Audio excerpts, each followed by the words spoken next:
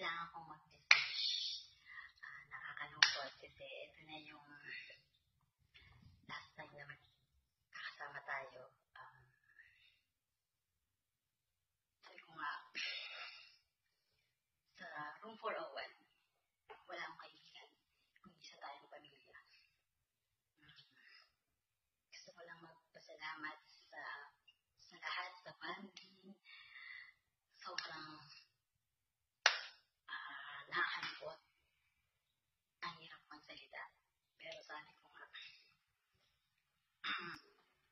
walang forever kahit sa friendship, diba? Uuwi tayo. Ang Taiwan is temporary lang natin buhay. Pero ang